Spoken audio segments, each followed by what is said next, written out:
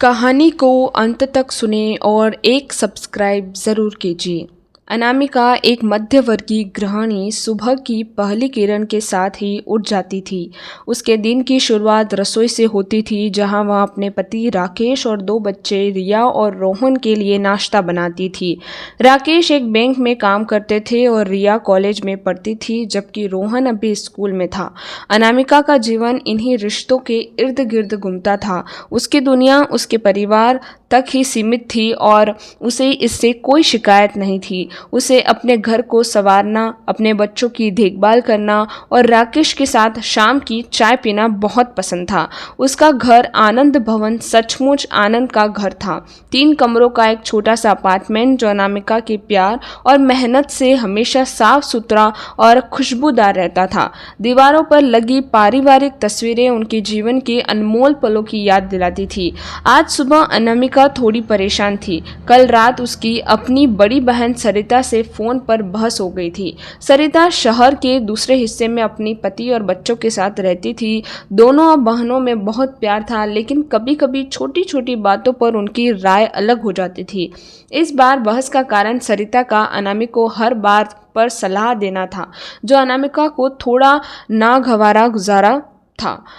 नाश्ता बनाने समय ही अनामिका का ध्यान भटक रहा था। राकेश ने उसकी परेशानी भांप ली। क्या हुआ अनामिका, सब ठीक है? अनामिका ने गहरी सांस ली। सरिता से कल रात थोड़ी बहस हो गई। ओह, किस बात पर? राकेश ने पूछा। वहीं हर बात में अपनी राय देना। मुझे ऐसा लगता है जैसे वह मुझे हमेशा बच्ची ही समझती है, अनामिका ने थोड़ा नाराजगी से कहा। राकेश ने प्यार से अनामिका का हाथ पकड़ा। तुम जानती हो सरिता तुम्हें बहुत प्यार करती है, शायद इसलिए वह थोड़ी पॉजेसिव है। हाँ, मैं जानती हूँ, लेकिन कभी कभी हर बहुत घुटन भरा लगता है, अनामिका ने कहा। नाश्ते के बाद राकेश ऑफिस चले गए और बच्चे अपने अपने कामों में व्यस्त हो गए। अनामिका घर के कामों में लग गई, लेकिन उसका मन अभी भी सरिता के साथ हुई बहस में ही अटका हुआ था। उसे अपनी बहन की याद आ रही थी और उसे लग रहा था कि उसे सरिता को फोन करके माफी मांगनी चाहिए। उसने फोन उठाया और सरिता को कॉल किया। कुछ रिंग के बाद सरिता ने फोन उठाया। हेलो अनामिका, सरिता की आवाज़ थोड़ी ठंडी थी। सरिता, मैं तुम्हें कल रात के लिए सॉरी कहना चाहती हूँ। मुझे अपनी बात कहने का तरीका सही नहीं लगा, अनामिका ने कहा। सरिता थोड़ी देर चुप रही, फिर उसने कहा, कोई बात नहीं अनामिका, मुझे भी थोड़ा ज़्यादा नहीं बोलना चाहिए था। तुम जानती हो मैं बहुत तुम्हारी परवाह करती हूँ। दोनों बहनों ने थोड़ी देर और बात की और उसके बीच की कड़वाहट दूर हो गई। अनामिका को बहुत अच्छा महसूस हुआ। रिश्तों की डोर सच में बहुत नाजुक होती है और उसे हमेशा प्यार और समझदारी से सहज के रखना चाहिए। दिन बीता गया और शाम हो गई। राकेश ऑफिस से लौटा तो थोड़े थके हुए लग रहे थे। अनामिका ने उसके लिए गर्मा गर्म चाय बनाई और उन्हें आराम करने के लिए कहा। चाय, आज ऑफिस में बहुत काम था, राकेश ने चाय की चुस्की लेते हुए कहा। और सुनो, मेरे बॉस की पत्नी की तबीयत ठीक नहीं है, उन्हें अस्पताल में भर्ती करवाया गया है। ओह, क्या हुआ है उन्हें? अनामिका ने चिंता से पूछा। अभी ठीक से पता नहीं चला, बस इतना पता है कि अचानक उनकी तबीयत बिगड़ गई, राकेश ने कहा। अनामिका को उस अनजान महिला के लिए दुख हुआ। उसने राकेश से कहा कि अगर उन्हें किसी मदद की ज़रूरत हो तो वह ज़रूर बताए। रात को जब सब खाना खा चुके थे तो रिया ने अपनी माँ से कहा, माँ, कॉलेज में एक नया प्रोजेक्ट शुरू हुआ है, हमें एक गांव में जाकर लोगों के जीवन के बारे में रिसर्च करना है। यह तो बहुत अच्छी बात है रिया, अनामिका ने कहा। तुम्हें बहुत कुछ सीखने को मिलेगा। हाँ, लेकिन गांव थोड़ा दूर है और हमें वहाँ कुछ दिन रहना भी पड़ सकता है, रिया ने थोड़ा हिचकिचाते हुए कहा। अनामिका थोड़ी चिंतित हो गई। रिया हमेशा घर पर ही रही थी और उसे अकेले कहीं दूर भेजने का विचार उसे थोड़ा परेशान कर रहा था, लेकिन वह जानती थी कि वह रिया के करियर के लिए ज़रूरी था। ठीक है, तुम जा सकती हो, अनामिका ने कहा, अपनी चिंता को छुपाते हुए, लेकिन अपना ख्याल रखना और मुझे रोज़ फ़ोन करना। रिया खुशी से अपनी माँ से लिपट गई। थैंक यू माँ, मैं अपना पूरा ख्याल रखूंगी। अगले कुछ दिन अनामिका के लिए थोड़े व्यस्त रहे। रिया अपने प्रोजेक्ट के लिए गांव चली गई थी और अनामिका को उसकी बहुत याद आ रही थी। वह रोज़ रिया को फ़ोन करती और उसकी खैरियत पूछती थी। एक शाम जब अनामिका बालकनी में बैठी तो उसने देखा कि पड़ोसी शर्मा जी अपनी पत्नी के साथ टहल रहे हैं। शर्मा जी और उनकी पत्नी बहुत प्यार और मिलनसार थे। अनामिका अक्सर उनसे बालकनी में बैठकर बातें करती थी। नमस्ते अनामिका जी, शर्मा जी ने मुस्कुराते हुए कहा। नमस्ते शर्मा जी, अनामिका ने जवाब दिया। कैसे हैं आप? हम ठीक है, बस थोड़ा टहल रहे थे। शर्मा जी ने कहा। आप कैसी हैं? आपकी बेटी कहाँ है आजकल?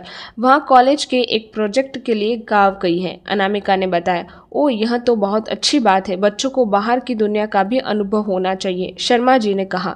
उनकी बातों से अनामिका को थोड़ा सुकून मिला। उसे लगा कि रिया को बाहर भेजने का फैसला सही था। कुछ दिन बाद रिया गांव से वापस आ गई। वह बहुत खुश और उत्साहित थी। उसने अपनी माँ को गांव के लोगों के बारे में, उनके जीवन के बारे में और अपने रिसर्च के बारे में बहुत सारी बातें बताई। अनामिका ने ध्यान से उसकी बातें सुनी और उसे देखकर बहुत गर्व महसूस हुआ। एक रविवार की सुबह अनामिका के पूरे परिवार के लिए अपनी पसंदीदा दाल चावल और आलू की सब्जी बनाई। सबने साथ बैठकर खाया और खूब बातें की। रोहन ने स्कूल की कहानी सुनाई, रिया ने अपने प्रोजेक्ट के अनुभव साझा किए और राकेश ने ऑफिस के मज़ेदार किस्से सुनाए। अनामिका उस मोहल्ले को देखकर बहुत खुश थी। यही वह आनंद था जो उसे अपने घर में मिलता था। यही वह रिश्ते की डोर थी जो उन्हें हमेशा एक साथ बांधे रखती थी। दोपहर में अनामिका की सास कमला जी भी उनके घर आई। कमला जी थोड़ी सख्त स्वभाव की थी और अक्सर अपनी राय रखती थी। अनामिका हमेशा उनका सम्मान करती थी, लेकिन कभी कभी उनकी बातों में थोड़ी असहज भी हो जाती थी। अनामिका, आजकल तुम घर पर क्या करती हो? कमला जी ने आते ही पूछा। माँ जी, मैं घर में काम करती हूँ और बच्चों का ध्यान रखती हूँ, अनामिका ने विनम्रता से कहा। सिर्फ घर के काम, तुम्हें कुछ और भी करना चाहिए। आजकल की औरतें बाहर काम करती हैं और अपना नाम बनाती हैं, कमला जी ने अपनी राय दी। अनामिका थोड़ी उदास हो गई। उसे लगा कि उसकी सास उसकी मेहनत और उसके समर्पण को नहीं समझती है। राकेश ने अपनी माँ की बात सुनी और अनामिका का बचाव किया। माँ अनामिका घर को बहुत अच्छे से संभालती है और बच्चों की परवरिश भी वही करती है। यह भी एक बड़ा ही काम है, राकेश ने कहा। कमला जी थोड़ी देर चुप रही, फिर उन्होंने कहा, ठीक है, जैसा तुम्हें ठीक लगे, लेकिन मेरा कहना सिर्फ इतना है कि औरत को आत्मनिर्भर होना चाहिए। अनामिका जानती थी कि उसकी सास का इरादा बुरा नहीं था, लेकिन उसकी बातों से थोड़ा दुख पहुंच गया। शाम को जब साथ बैठकर चाय पी रहे थे तो अनामिका ने अपनी सास से कहा, माँ जी, मैं हमेशा से घर और परिवार को ही अपना प्राथमिकता मानती हुई हूँ। मुझे इसमें खुशी मिलती है, लेकिन आपकी बातों से मुझे ऐसा लगा जैसे कुछ गलत कर रही हूँ। कमला जी ने अनामिका की आंखों में देखा। उन्हें शायद अपनी गलती का एहसास हुआ। उन्होंने अनामिका का हाथ पकड़ा और कहा, नहीं बेटे, मेरा मतलब तुम्हें दुख पहुंचाना नहीं था। हर किसी को अपनी पसंद होती है और हर काम का अपना महत्व होता है। तुम जो कर रही हो वह भी बहुत ज़रूरी है। अनामिका को बहुत अच्छा लगा। उसे महसूस हुआ कि रिश्तों में गलतफहमी हो सकती है, लेकिन प्यार और समझदारी से उन्हें दूर किया जा सकता है। कुछ महीने बीत गए। रिया और अपनी पढ़ाई में व्यस्त थी, रोहन स्कूल जा रहा था और राकेश ऑफिस में काम में लगे थे।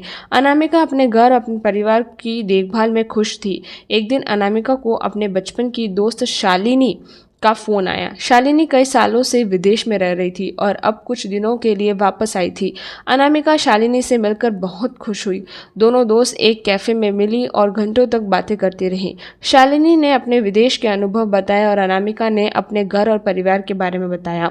अनामिका, तुम आज भी वैसी ही हो, शालिनी ने कहा। तुम्हारी दुनिया आज भी तुम्हारा घर और तुम्हारा परिवार ही है। हाँ शालिनी, मुझे इसमें खुशी मिलती है, अनामिका ने मुस्कुराते हुए कहा। मेरे लिए मेरे रिश्तों से बढ़कर कुछ नहीं है। शालिनी ने अनामिका का हाथ पकड़ा और कहा, तुम बहुत खुशनसीब हो अनामिका। तुम्हारे पास एक प्यारा परिवार और एक ऐसा घर है जहाँ हमेशा प्यार और अपनापन रहता है। अनामिका ने शालिनी की बात सुनकर गहराई से सोचा। उसे एहसास हुआ कि वह सच में बहुत भाग्यशाली है। उसके जीवन में जो रिश्ते हैं वही उसकी सबसे बड़ी दौलत है। एक शाम जब पूरा परिवार साथ बैठकर टीवी देख रहा तो राकेश ने अचानक कहा, अनामिका, क्या तुम कभी कुछ अपना करना चाहती हो, जैसे कोई छोटा मोटा काम या कोई हॉबी जैसे तुम आगे बढ़ाना चाहती हो? अनामिका थोड़ी हैरान हो गई। उसने कभी इस बारे में सोचा ही नहीं था। उसकी पूरी ज़िंदगी तो उसके परिवार के लिए समर्पित थी। मैंने कभी इस बारे में सोचा नहीं, अनामिका ने कहा। सोचो, राकेश ने कहा। अगर तुम्हें कुछ करने की इच्छा हो तो मुझे बताना, मैं हमेशा तुम्हारे साथ हूँ। राकेश की बातों ने अनामिका को एक नई दिशा में सोचने पर मजबूर कर दिया। क्या सच में वह कुछ और भी करना चाहती थी? थी? क्या उसके अंदर कोई दबी हुई इच्छा थी जिसे वह पूरा करना चाहती थी? उस रात अनामिका देर रात तक जागती रही और अपने बारे में सोचती रही। उसे याद आया कि बचपन में उसे पेंटिंग करना बहुत पसंद था। क्या वह फिर से पेंटिंग शुरू कर सकती है या शायद वह कोई छोटा सा ऑनलाइन बिजनेस शुरू कर सकती है? अगले कुछ दिनों तक अनामिका इसे उधर बुम में लगी रही। फिर एक दिन उसने फैसला कर लिया कि वह फिर से पेंटिंग शुरू करेगी। यह सिर्फ उसका शौक होगा, कुछ ऐसा जो उसे खुशी देगा। उसने राकेश को अपने फैसले के बारे में बताया और राकेश बहुत खुश हुए। उसने अनामिका के लिए पेंटिंग का सारा सामान मंगवाया और उसे पूरा सपोर्ट किया। अनामिका ने धीरे धीरे पेंटिंग करना शुरू कर दिया। पहले तो उसे थोड़ी झिझक हुई, लेकिन फिर उसे अपनी पुरानी खुशी महसूस होने लगी जो उसे बचपन में होती थी। उसने अपने घर की दीवारों पर अपनी रंगीन पेंटिंग से सजा दिया। रिया और रोहन भी अपनी माँ की पेंटिंग करते देखकर बहुत खुश हुए। वे अक्सर अनामिका के साथ बैठकर पेंटिंग करते थे और उसे नए आइडिया देते थे। अनामिका को महसूस हुआ कि उसने अपने जीवन में नया रंग भर दिया था। उसका परिवार तो हमेशा उसकी प्राथमिकता रहेगा, लेकिन अब उसके पास कुछ अपना भी था, कुछ ऐसा जो सिर्फ उसे खुशी देता है। उस दिन अनामिका बालकनी में बैठी अपनी एक नई पेंटिंग को देख रही थी। यह एक पारिवारिक चित्र था जिसमें राकेश, रिया, रोहन मुस्कुरा रहे थे। पीछे आनंद भवन का छोटा सा घर था जो प्यारे और खुशियों से भरा हुआ दिख रहा था। अनामिका ने गहरी सांस ली। उसे एहसास हुआ कि रिश्तों की डोर ही उसके जीवन का सबसे खूबसूरत रंग है और इस रंग को हमेशा बनाए रखना ही उसकी सबसे बड़ी जिम्मेदारी है और इस जिम्मेदारी को वह खुशी खुशी निभाती है। अगर ये कहानी आपके दिल को छू गई हो तो प्लीज़ एक लाइक, शेयर, सब्सक्राइब ज़रूर करिएगा। धन्यवाद।